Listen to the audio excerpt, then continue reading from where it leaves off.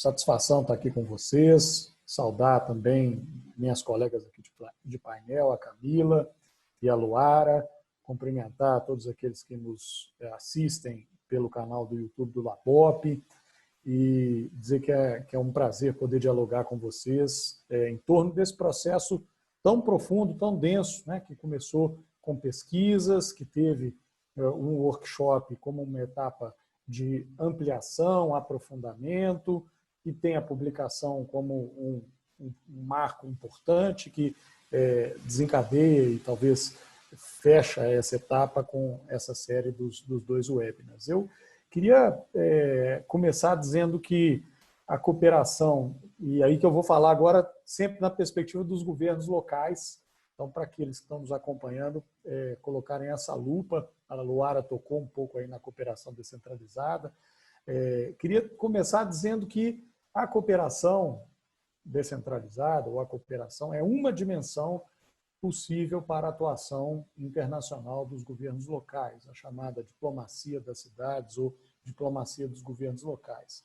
E que é um jogo de narrativas, sim, né, como a Luara traz, é um jogo que está refletido também na semântica, né, em várias perspectivas. Na dos governos locais, o principal reflexo de um certo preconceito da diplomacia oficial aos governos locais se inserindo na cena internacional é o termo acadêmico mais consolidado para designar ou conceitualizar essa possibilidade, que é paradiplomacia, né? Ou seja, a diplomacia paralela.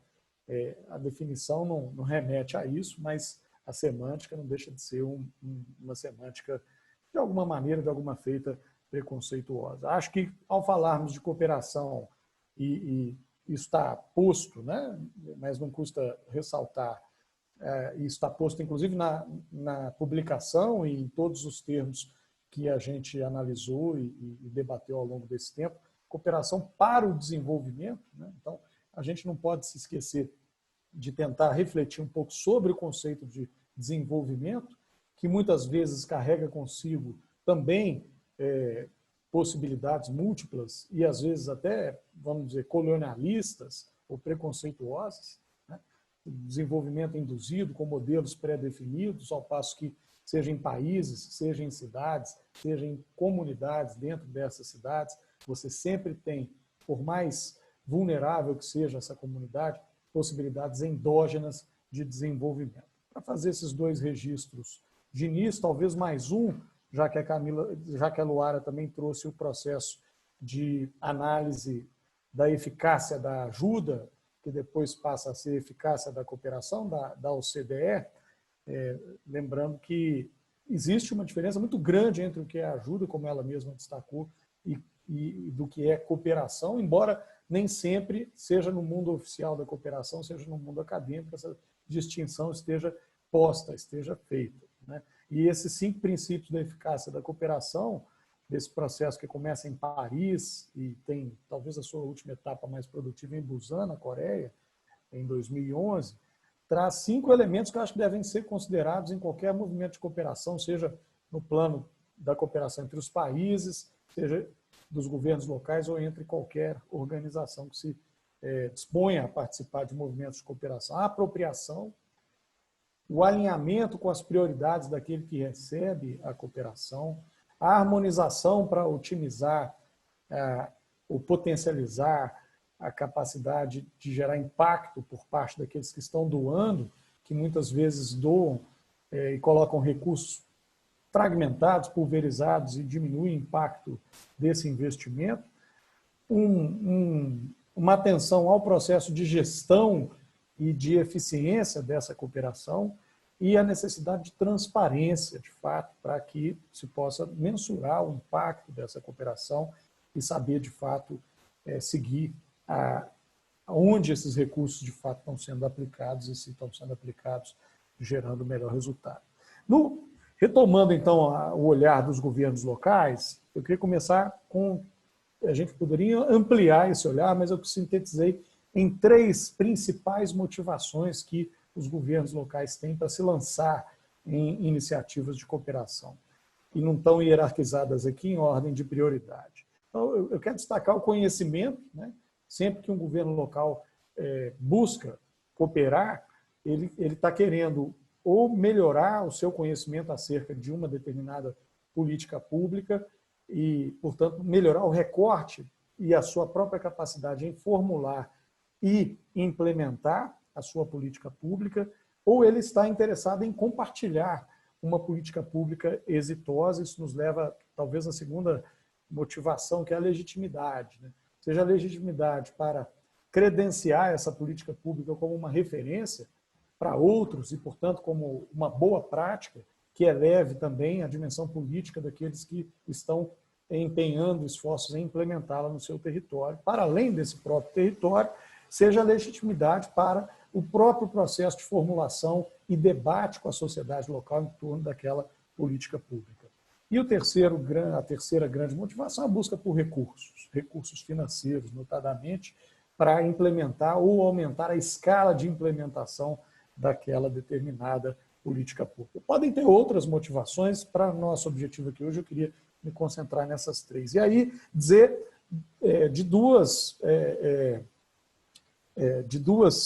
perspectivas também que estão aí dialogando. Primeiro, dos desafios, e a segunda, das oportunidades. Dos desafios que estão postos para que um governo local se lance na cooperação internacional. Primeiro desafio, a baixa apropriação política. Acho que se não há uma apropriação por parte do mandatário, ou do secretário, ou do alto nível, do alto escalão, do núcleo duro do governo, é muito difícil que esse governo consiga ter sucesso, ter êxito nas suas ações ou na sua estratégia de cooperação, se é que ele vai conseguir desenvolver alguma estratégia e não apenas responder a demandas pontuais que cheguem ao seu governo. Essa baixa apropriação não é culpa de ninguém, né? Ela, na verdade, é um fenômeno que merece uma atenção mais detalhada e ela pode acontecer por desconhecimento. Não são todas as prefeituras ou mesmo governos estaduais que têm o pleno conhecimento das possibilidades que a cooperação poderia trazer para o processo de formulação e implementação de qualquer política pública que se desenvolva naquele território. O mau uso, né? Muitas vezes a gente vê na imprensa notícias dando conta do mau uso da cooperação internacional ou das relações internacionais. Isso acontece no plano local, mas em qualquer nível, e o remédio para isso não é a retirada daquele governo local da cooperação internacional, mas sim uma fiscalização atenta, tanto dos órgãos de controle como da sociedade civil, para que isso não aconteça, e às vezes isso é generalizado como uma externalidade negativa da cooperação e fica marcada e gerando até preconceitos, às vezes, para que os governos locais se lancem na cena internacional. Depois vem a baixa apropriação, ainda estou nela, hein? A baixa capacidade de se realizar a cooperação. Então, o mandatário vai, se engaja e o resultado é muito aquém do que ele esperava, ele acaba se negando a ter uma apropriação maior, e isso acaba gerando um ciclo vicioso para o engajamento político, a apropriação política de governos locais perante a cooperação internacional. Segundo desafio, orçamentos limitados, né? E aí isso pode acontecer mesmo quando há alta apropriação política. Os orçamentos para as relações internacionais de municípios e estados são muito limitados. Isso reflete tanto nas estruturas, como também nos instrumentos, como também nos recursos humanos, como também nas possibilidades que esse governo vai ter para realizar a sua tarefa ou sua ação de cooperação internacional. De novo, isso tem impactos. Então, o terceiro desafio, equipes especializadas reduzidas ou inexistentes, e quando existem, muitas vezes com e aí esse é o quarto desafio, um nível de formação ou preparo para atuar nessa área aquém daquele que seria desejável para uma atuação plena de excelência. Então fica aqui um papel muito claro, uma oportunidade muito clara para a cooperação entre governos locais, think tanks e universidades para sanar essas lacunas ou minimizar essas fraquezas ou desafios e melhorar a possibilidade de cooperação dos governos locais. Mas existe uma inflexão. A partir de 2010, se nós olharmos para todos os acordos, os grandes acordos internacionais que foram assinados, eu posso me referir aos Objetivos de Desenvolvimento Sustentável, os ODS, eu posso me referir ao Acordo do Clima de Paris, às metas de Aichi para a biodiversidade, os marcos de Sendai para a redução de riscos e desastres, enfim, tem uma gama de acordos internacionais que nós poderíamos chamar de marcos globais da sustentabilidade, a nova agenda urbana.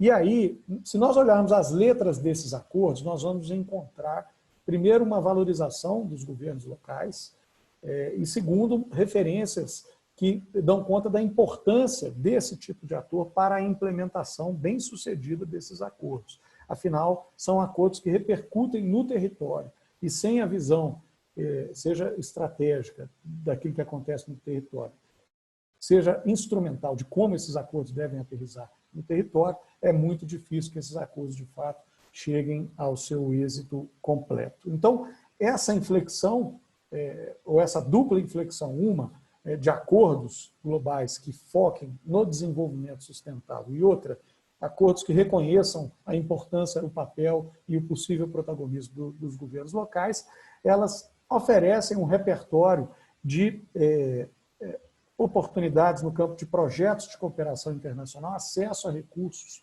e também espaços de advocacy para que os governos locais voltem a ocupar ou passem a ocupar um espaço privilegiado no sistema internacional. Como é que o ICLEI se posiciona frente a essa oportunidade? O ICLEI representa, de certa forma, outras redes e, portanto, os governos locais do mundo todo em duas frentes complementares.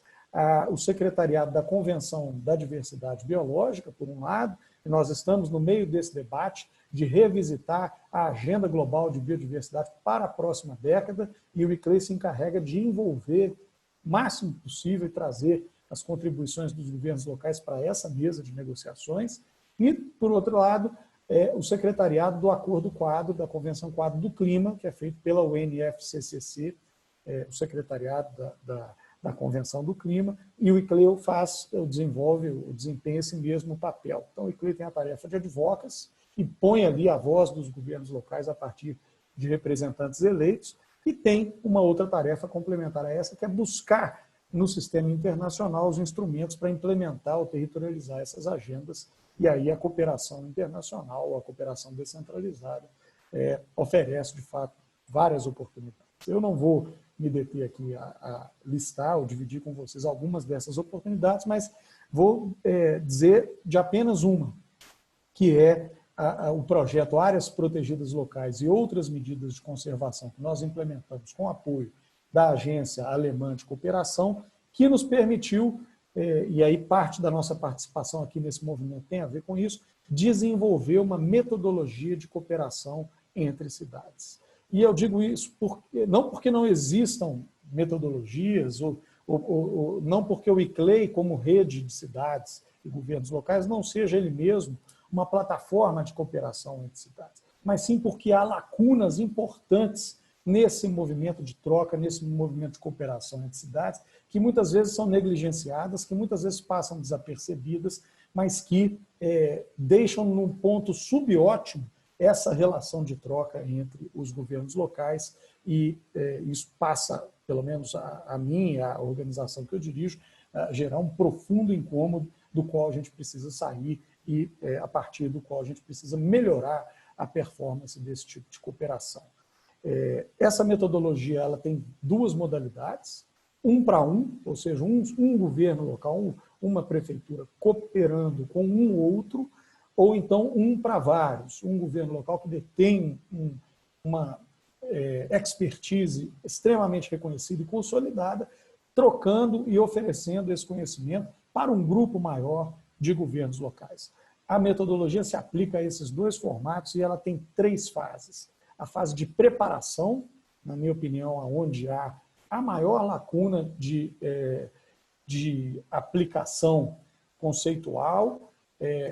Geralmente os governos locais não se preocupam em olhar a legislação de lado a lado, a conjuntura política de lado a lado, enfim, fazer um assessment das motivações ou pressões sociais que motivaram aquela política pública e a cooperação em prol ou em torno dela. E aí a preparação entra como uma fase extremamente estratégica e importante para que a cooperação seja bem sucedida.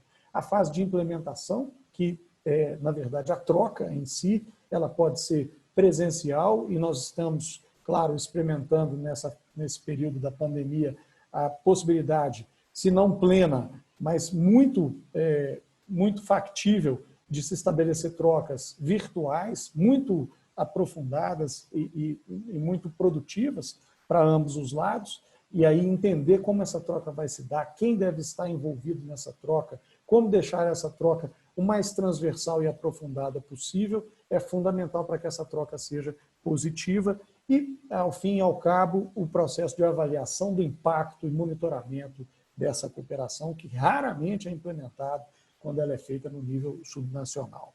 Essa metodologia ela segue 4 princípios, que eu acho que é importante ressaltar, que é o princípio da horizontalidade. Então, nós estamos falando de partes que às vezes têm mais conhecimento que a outra, mas se colocam numa posição de hierarquia de poder, mesmo que não seja igual, mas se colocam nessa posição de igualdade ou equivalência. A perspectiva multinível, então, especialmente na fase de preparação, avaliar quais são as orientações norteadoras no plano internacional, no plano nacional, no plano regional e no próprio plano municipal. É fundamental considerar essa escala normativa, essa escala de referências em outras camadas de governança. A dimensão multiator, ou seja, essa cooperação que geralmente envolve apenas oficiais e servidores públicos, ela deve necessariamente envolver atores da sociedade civil, da academia, do setor privado, para que ela tenha lastro e também para que ela deixe legados para além daqueles que dela participam. E, finalmente, a autonomia. Embora seja desejável que outros recursos venham complementar as capacidades dos governos locais, é fundamental que esses governos lancem mão do seu próprio orçamento para, pelo menos, começar e colocar no nível mínimo de ação essa cooperação internacional. São esses os 4 princípios. E tem 7 itens para considerar nessas 3 etapas, que são a pesquisa e a gestão da informação, claro, muito mais forte na fase de preparação, mas necessária ao longo de todo o processo, a governança dessa cooperação, quem são aqueles que devem dar a estratégia, quem são aqueles que devem estar envolvidos para que essa cooperação, de fato, tenha mais chances de alcançar os melhores êxitos, as parcerias complementares que devem circundar ou favorecer essa cooperação, a participação da sociedade civil de lado a lado, a comunicação ao longo de todo o processo, registrando e criando também as narrativas e os argumentos necessários para a perspectiva da legitimidade, que eu mencionei lá no começo, a operação e a gestão de processos, quer dizer, aqui a troca em si, e, finalmente, de fato, a avaliação do impacto e o monitoramento. Nós estamos rodando em fase piloto essa metodologia, com vistas a escalar essa metodologia para toda a rede CLEI a partir de 2021. Quero criar uma contribuição singela, mas efetiva, para qualificar ainda mais as possibilidades de interação e de intercâmbio entre os governos locais, especialmente aqueles que militam na nossa rede. Eu vou começar pela provocação que a Camila trouxe, que o Osmani ressaltou, da proliferação de redes. Eu acho que tem a ver com o segundo ponto que o Osmani faz em relação à transferência de políticas públicas, boas práticas, construção de narrativas. Primeiro, eu acho que tem oportunidade para todo mundo, né? A demanda é tão grande, são tantas cidades com tantos problemas que muitas vezes são comuns, mas que guardam questões muito, muito particulares, né? O problema da mobilidade é um problema, ao mesmo tempo, muito localizado, com raízes específicas em cada cidade onde ele se manifesta, um problema com possibilidades de sistematização padrão em relação à sua cara, né? Ele é global e ele é local. Então, a proliferação de novas redes, o surgimento de novas redes tem a ver com isso. É tanta coisa para ser endereçada que as redes estão nascendo a uma velocidade muito grande.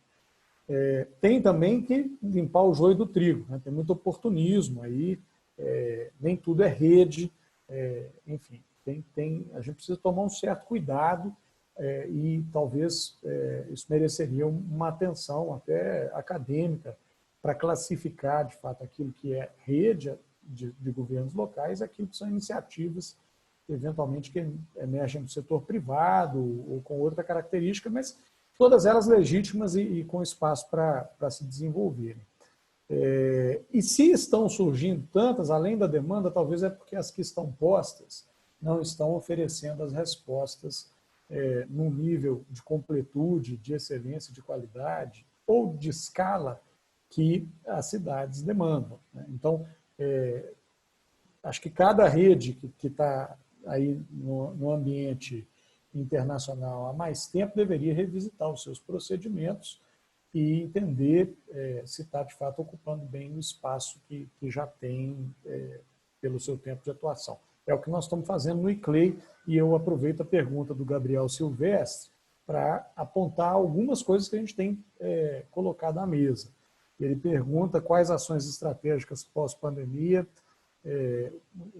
o ICLEI tem apoiado os governos locais, especialmente no âmbito dos ODS, e o que mudou em relação ao contexto anterior. Acho que, na verdade, nós ainda estamos no contexto pandêmico e a primeira contribuição é a facilitação do contato imediato, foi mencionado aqui pela Camila, né? Os governos locais imediatamente procuraram referências de lugares onde a pandemia já tinha avançado, para ver o que aquelas prefeituras, o que aquelas cidades tinham implementado com sucesso, o que tinha falhado. E foi legal, de fato, ver como a troca no ambiente virtual se deu com algum nível de excelência, de êxito. E o ICLEI ajudou, foi uma das redes que se somou a plataformas coletivas de compartilhamento e facilitação para que esse fluxo de conhecimento pudesse acontecer. Algumas cidades, como, por exemplo, Belo Horizonte, fizeram observatórios de políticas municipais de enfrentamento à pandemia no mundo todo, com ações que não estão só na saúde, né?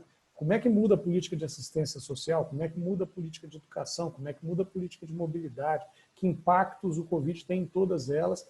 E aí, o legal desse observatório de Belo Horizonte é que ele mapeia vários impactos da Covid em diversas esferas da atuação municipal, dando pistas para as respostas que todas essas áreas devem dar e estão dando frente ao contexto pandêmico.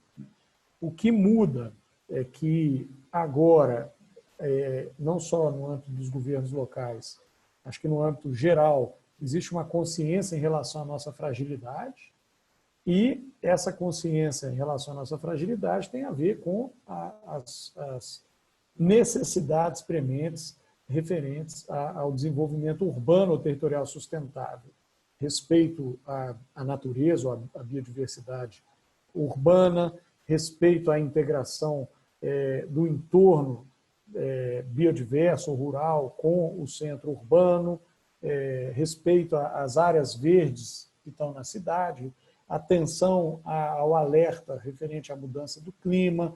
Então, uma série de aspectos negligenciados anteriormente começam a tomar centralidade na atenção dos gestores municipais. E o ICLEI tem tentado fazer um trabalho de inovar ou trazer um repertório de metodologias mais contemporâneas para que as cidades possam se favorecer e prosperar com o uso dessas ferramentas. Eu vou citar 4 para não me alongar muito.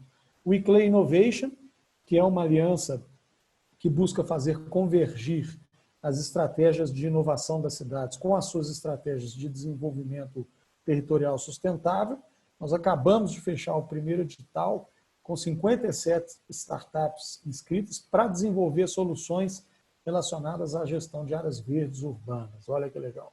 O Action Fund, que é uma parceria do ICLEI com o braço filantrópico da Google, é a primeira vez que a gente implementa isso aqui no Brasil, e que visa financiar organizações da sociedade civil que tenham ações de impacto social e de redução das emissões de mudanças de emissões dos gases do efeito estufa nas cidades. Nós já selecionamos as 2 cidades onde o Action Fund vai ser implementado esse ano, Curitiba e Porto Alegre. Lançamos uma subrede temática de áreas verdes urbanas, áreas protegidas locais, e um laboratório de desenvolvimento local de baixa emissão de carbono focado em políticas de eficiência energética. Então, um repertório vai se ampliando, vai trazendo uma abordagem muito mais contemporânea, abrigando a possibilidade de relação do governo local com a sociedade civil, com o setor privado, com a academia, e num ritmo, numa toada muito diferente da que era aplicada ou entoada anteriormente. Acho que com isso a gente se consolida como uma das redes que vai conviver muito bem com essas 4 que surgem por ano, eventualmente até ajudando aquelas que sejam boas, aquelas que têm uma intenção de boa índole, a se consolidarem, a ficarem aí também desse ecossistema. Eu queria também agradecer, Osmani, em seu nome, todos os colaboradores, os parceiros que permitiram essa jornada, que foi de fato enriquecedora. Eu queria concluir, talvez, essa participação, sem querer também fechar nenhuma das reflexões que foram postas, que são dinâmicas, são construções sociais que também se alteram na medida em que a conjuntura se altere, que as condições se alteram. E a gente pode observar, talvez, 2 elementos que se consolidam e eu fico muito feliz por vê-los se consolidarem. Primeiro, o papel da academia, fomentando essa consistência na possibilidade de ação internacional dos governos locais. Acho que isso deve ser estimulado, a gente deve propagar essa perspectiva, tanto no âmbito mais geral, como o estudo foi feito, como também nos territórios, para que os governos locais olhem para o lado, olhem para a sua cidade, para o seu território e vejam quanto a universidade tem ali que pode ajudar no seu movimento de ação internacional, de cooperação internacional. O segundo é que, nas nossas reflexões ao longo desse processo todo, ficou claro para mim que nós estamos saindo de uma fase muito marcada pelo pires na mão, né? Os governos locais indo ao sistema internacional pedir recursos não reembolsáveis, doações e qualquer tipo de ajuda que fosse possível para se posicionarem como quem valoriza a cooperação internacional a partir de sua possibilidade transversal em qualquer política pública, de forma a enriquecê-la, de forma a alargar as suas possibilidades, melhorar os seus contornos. E é essa perspectiva que nos guia, é nessa perspectiva que nós acreditamos e, portanto, ela está muito bem refletida em todas as reflexões e na própria publicação. Queria parabenizá-lo e os colegas por essa que é uma grande conquista. Um abraço a todos.